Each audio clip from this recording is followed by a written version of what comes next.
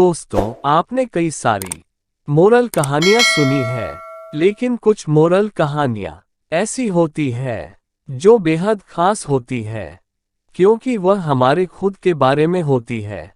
आज यह मोरल कहानी भी आपको वही एहसास दिलाने वाली है, इसलिए इसे बहुत ध्यान से सुनिए।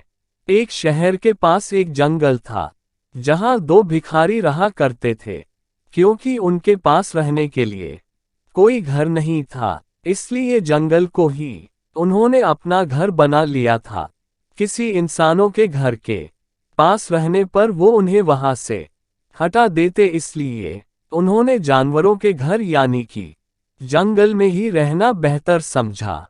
स्वाभाविक रूप से वे दुश्मन की तरह एक दूसरे को देखते थे, क्योंकि वे एक ही पेशे में थे और दोनों में एक दूसरे से ज्यादा भीख के पैसे जुटाने की प्रतिस्पर्धा थी। दोनों भिखारियों में से एक अंधा था और एक लंगड़ा था, और वे हमेशा अपने ग्राहकों यानी कि भीख देने वाले लोग को लेकर झगड़ते रहते थे। आप नहीं जानते कि भिखारी आपके बारे में क्या बातें करते हैं। उनके अपने ग्राहक हैं, उनके अपने क्षेत्र हैं। वे दोनों भिखारी लगातार लड़ते रहते थे। उन्हें एक दूसरे के कारण बड़ा संघर्ष और प्रतिस्पर्धा करनी पड़ती थी भीख मांगने में, इसलिए वो दोनों भिखारी सालों से दुश्मन थे। ये दुश्मनी ऐसे ही चलती रहती, लेकिन एक दिन जंगल में आग लग गई। अंधा भिखारी चलने और दौड़ने में पूरी तरह सक्षम था, लेकिन यह उसके लिए खतरनाक था, क्योंकि वह देख नहीं पा रहा था कि वह सही दिशा में जा रहा है या नहीं। लंगड़ा आदमी सब देख तो सकता था, लेकिन अपने आप नहीं चल सकता था। वो आग को तेजी से अपनी तरफ बढ़ते हुए देख रहा था, लेकिन बेबस था, वहां से हिल नहीं पा रहा था।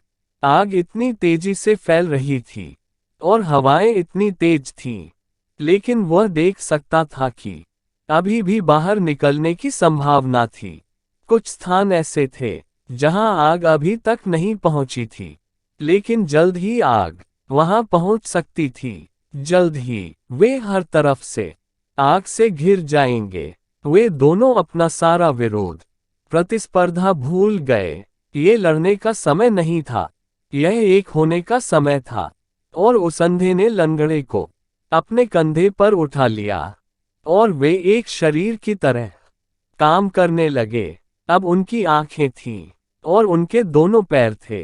लंगड़ा आदमी देख सकता था और निर्देशित कर सकता था कि उन्हें कहाँ भागना है, तेज या धीमे, और किन दिशाओं से बचना है। और अंधा लंगड़े को कंधों पर उठाकर दौड़ने के सामर्थ्य था। वे बिना घायल हुए जंगल से बाहर आ गए। ये प्राचीन कहानी आपके दिमाग और आपके दिल के बारे में है। आपका दिल देख सकता है लेकिन कह नहीं सकता। आपका दिमाग कह सकता है लेकिन देख नहीं सकता। यदि आप अपने दिल और दिमाग को, अपने प्रेम और तर्क को करीब लाने में सक्षम हैं, अपने अनुभव और अभिव्यक्ति को करीब लाने में सक्षम हैं, तो शायद मन भी कुछ महत्वपूर्ण कह सकता है।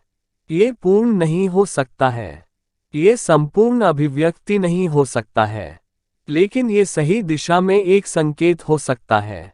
मैं ऐसा नहीं कहता कि दोनों के साथ आने से गलतियां नहीं होगी, लेकिन उतनी नहीं होगी जब वे अलग अलग रहते हुए होती है।